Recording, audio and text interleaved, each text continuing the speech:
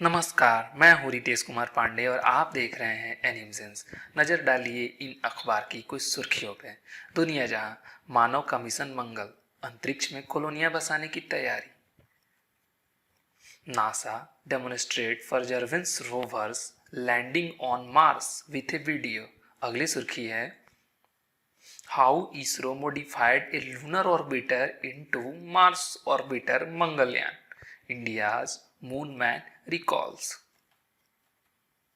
धरती के अलावा मार्स पर भी हैं सुंदर घाटियां और पहाड़, नासा ने शेयर की तस्वीर। अगले महीने मंगल की कक्षा में चीन की हो सकती है एंट्री। 163 दिन में 40 करोड़ किलोमीटर की दूरी तय। इन सारी सुर्खियों को देखने के बाद से आपको एक बात क्लियर ही हो गई होगी कि हम अर्थ के रहने वाले लोग अपना पूरा ध्यान मार्स यानी कि मंगल ग्रह पर लगाए बैठे हैं। आखिर ये सौतेला व्यवहार हम बाकी सारे ग्रहों के साथ क्यों कर रहे हैं? क्यों हम अपनी अर्थ की सिस्टर वेनस को भूल चुके हैं? अगर आपके भी दिमाग में सेम क्वेश्चन आ रहे होंगे कि आखिर भाई सब लोगों को मार्स पे ही क्यों जाना है, क्यों नहीं हम अर्थ की सिस्टर वेनस पे जाने की कोशिश कर रहे हैं, जुपिटर पे जाने की कोशिश कर रहे हैं या फिर मर्क्यूरी पे जाने की कोशिश कर रहे हैं, तो चलिए आप आ चुके हैं सही जगह पे। आपके सवाल का जवाब हम इस वीडियो के माध्यम से जरूर ही देंगे। बांध लीजिए अपनी कुर्सी की पेटी, क्योंकि हम आपको ले चलने वाले हैं मार्स पे, भाया वेनस। तो अगर हम सूरज से बढ़ते हुए दूरी की क्रम में देखें तो सबसे पहले नंबर पे आती है मर्क्यूरी, और मर्क्यूरी के बाद आता है वेनस, और वेनस के बाद आता है अर्थ जो कि तीसरे नंबर पे है, और अर्थ के बाद आता है मार्स जो कि चौथे नंबर पे है। जैसा कि आप पिक्चर में देख पा रहे हैं, अर्थ के दोनों तरफ, एक तरफ वेनस है तो दूसरी तरफ मार्स है। दोनों की लगभग लगभग दूरियां जो हैं, मेरे कहने का मतलब कि वेनस से अर्थ के बीच की दूरी और अर्थ से मार्स के बीच की दूरी लगभग लगभग सेम है। ये कभी कभी बदलते रहता है क्योंकि दोनों के ऑर्बिट हैं। ऑर्बिट कहने का मतलब सूरज के चारों तरफ घूमने का जो पाथ है, उनके बीच कभी कभी दूरियां घट जाती है तो कभी कभी बढ़ जाती है। तो इनके पोजीशन के हिसाब से इन तीनों ग्रह की आपस की दूरियां बदलते रहती है, लेकिन मोटा माटी ये एक दूसरे से लगभग सेम डिस्टेंस पे हैं।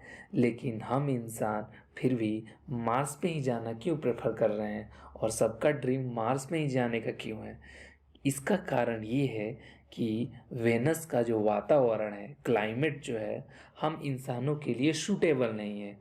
तो आइए हम एक एक करके जानेंगे कि वेनस की वो कौन सारी परिस्थितियां हैं जो हमें पसंद नहीं आएगी या हमारे बॉडी उस परिस्थिति में ढल नहीं सकते हैं, और मार्स के पास वो कौन सारी परिस्थितियां या फिर उसका वातावरण में कौन से एडवांटेज हैं जो हम इंसानों को बहुत भा रहा है। जो देखो वही अपना रॉकेट मार्स पे भेज जा रहा है। मार्स वैसे भले ही कहने के लिए वेनस अर्थ की सिस्टर के नाम से जानी जाती है, क्योंकि दोनों ग्रह कुछ मायनों में एक दूसरे के समान हैं।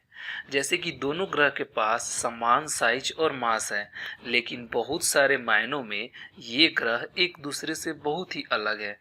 जैसे वेनस के एटमॉस्फेयर में 96% कार्बन डाइऑक्साइड है।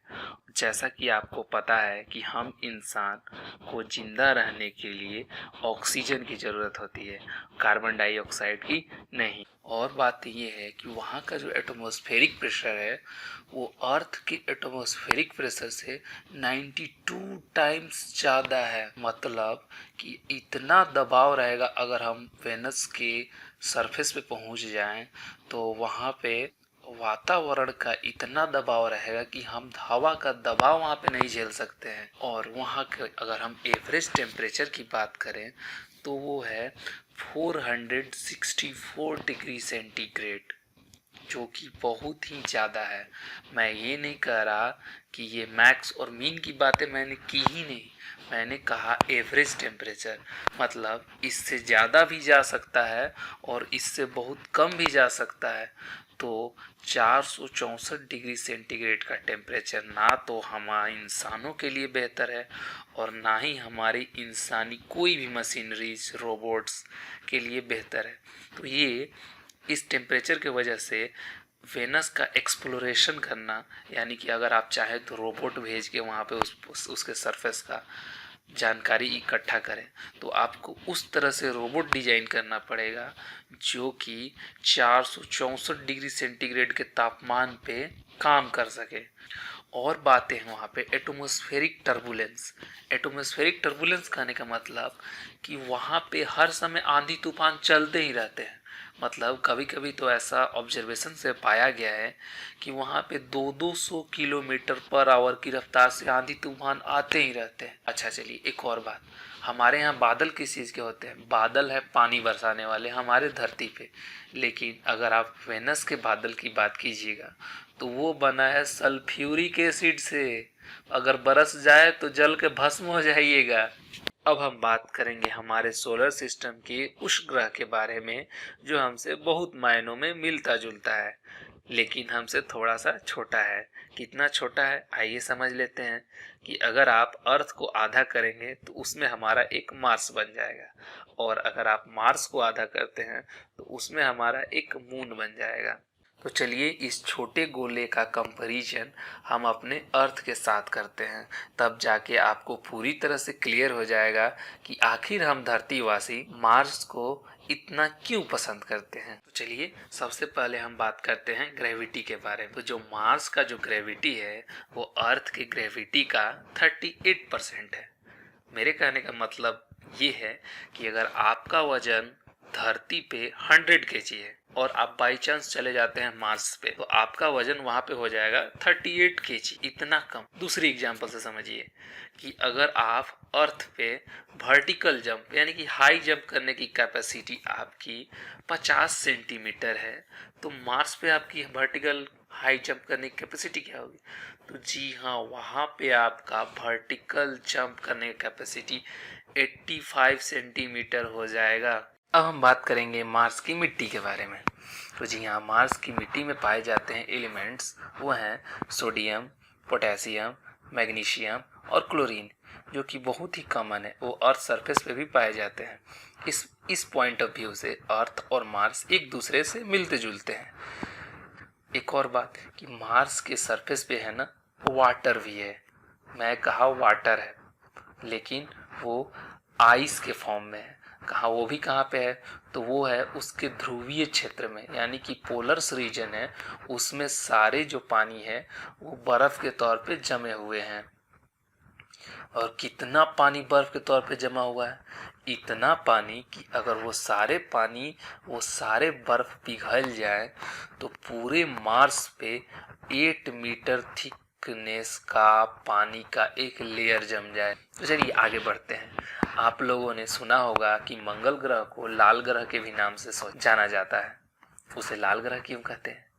जी उसका कारण ये है कि मंगल ग्रह की सतह पे आयरन ऑक्साइड बहुत ज़्यादा मात्रा में पाए जाते हैं। और आपको पता है कि कोई चीज़ में जंग लग जाती है वो लाल दिखने लगता है। जी हाँ, वही फंडा है, उसके भी सतह पे जंग लगे हुए हैं, इसीलिए तो लाल दिखती है, इसीलिए तो हम कहते हैं रेड ग्रह। चलिए अब हम बात करते हैं मंगल ग्रह के क्लाइमेट के बारे में, जिसमें हम सबसे पहले बात करेंगे टेम्परेचर के बारे में।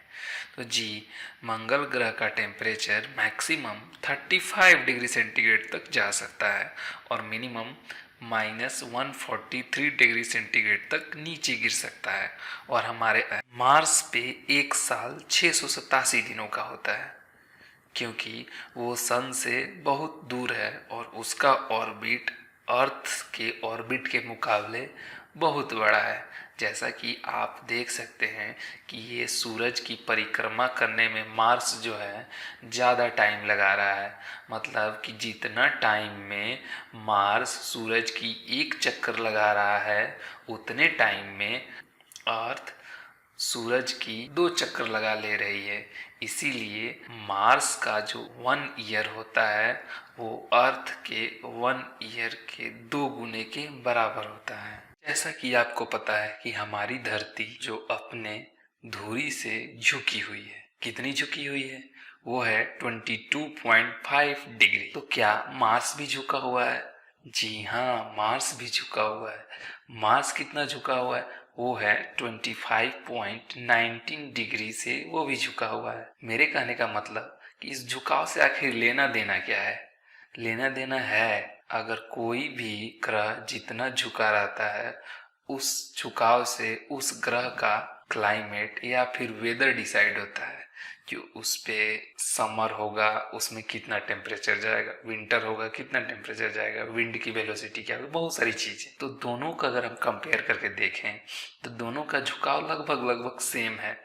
तो हम कह सकते हैं कि वहाँ के सीजन्स और क्लाइमेट भी लगभग सेम ही होंगे, लेकिन अर्थ के दुगने टाइम का, क्योंकि ये सूरज की परिक्रमा भी दुगने टाइम में ही लगाता है।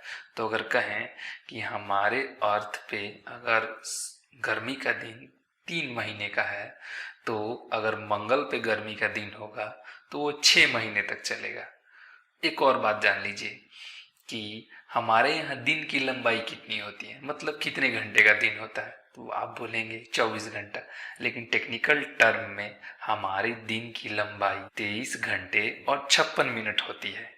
और यही अगर हम मार्स पे जाएं तो वहाँ के दिन की लंबाई होती है 24 घंटे 37 मिनट, यानी कि ये भी बिल्कुल मिलता जुलता ही है। हमारी जो अर्थ है वो एक हवा के लिफाफे के अंदर है, और जिस लिफाफे की मोटाई है 10,000 किलोमीटर तक। और इस लिफाफे को टेक्निकल टर्म में क्या बोलते हैं, इसे ही तो हम एटमॉस्फेयर बोलते हैं, हिंदी में वायुमंडल बोलते हैं। और जब हम इस वायुमंडल के अंदर रहते हैं और ये हमारे ऊपर नीचे अगल बगल चारों तरफ है, तो जाहिर सी बात है कि इसका कुछ प्रेशर भी हमारे शरीर के ऊपर लग रहा होगा। तो वो प्रेशर क्या है, वो प्रेशर है 101.6 किलो पास्कल, और इसे ही हम लोग एटमॉस्फेरिक प्रेशर कहते हैं।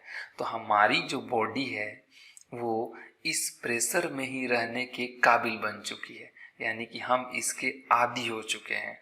अगर इससे भी प्रेशर से थोड़ा सा कम होता है तो हमें ट्रबल महसूस होगी, या फिर ज़्यादा होता है तब भी हमें दिक्कत महसूस होगी। तो क्या हो अगर हम मार्स पे चले जाएं, तो क्या है कि मार्स का जो एटमॉस्फेयर है वो बहुत ही पतली है। कितनी पतली है, तो अप टू 11 किलोमीटर्स की थिकनेस वाली ही है। तो वहाँ पे जब थिकनेस कम हो गई तो एटमॉस्फेरिक प्रेशर भी कम हो जाएगा। कितना कम होगा, 0.6 किलो पास्कल तक। ये तो बहुत ही कम हो गई जी। कहने का मतलब कि अगर आप स्पेस सूट नहीं पहन के रहें तो आपकी मृत्यु भी हो सकती है मार्स पे। अच्छा, हमारे यहाँ की जो हवा है यानी कि अर्थ की हवा, वो किन किन गैसों से मिली है। जुबान पे आपको याद ही होगा, बोले 78% नाइट्रोजन, 21% ऑक्सीजन और बाकी सारी अदर गैसें। जी हाँ, बिल्कुल ही सही। लेकिन अब मार्स की हम हवा के बारे में बात करें तो वहाँ का सीन कुछ अलग ही है। क्या है, वहाँ पे 96% कार्बन डाइऑक्साइड है। हमारे ग्रह पे थोड़ी सी कार्बन डाइऑक्साइड ही है, थोड़ी सी। इतने हल्ला मच रहे हैं भाई, कार्बन डाइऑक्साइड बढ़ रहा है, कार्बन डाइऑक्साइड बढ़ रहा है। लेकिन जिस ग्रह पे 96% कार्बन डाइऑक्साइड, मतलब टोटली कार्बन डाइऑक्साइड है, वहाँ का क्या सीन होगा। वहाँ का सीन ये है कि हम बिना ऑक्सीजन सिलेंडर के जीवित नहीं रह सकते। तो ये रहा दोनों ग्रह का कंपैरिजन। हमें उम्मीद है कि आपको हमारा ये कंपैरिजन बिल्कुल ही पसंद आया होगा। अब ये बात आपको बिल्कुल ही क्लियर हो गई होगी कि हम धरती के रहने वाले अपने सौरमंडल के बाकी सारे ग्रहों को छोड़कर मार्स में ही इतने इंटरेस्टेड क्यों हैं। कि मार्स हमसे बहुत सारी मायनों में मिलता जुलता है, और हमें ये लगता है कि हम अगर अपने टेक्नोलॉजी को और थोड़ा सा एडवांस बनाएं तो ये कभी समय आ जाए जब हम इंसान मल्टी प्लैनेटरी स्पेसीज हो जाए। इस टर्म का मतलब ये हुआ कि वो प्रजाति जो एक ग्रह नहीं बहुत सारी ग्रहों पे पाई जाती है। तो ये रहा हमारा इंसानों का सपना कि हम कभी मल्टी प्लैनेटरी स्पेसीज बने। धन्यवाद।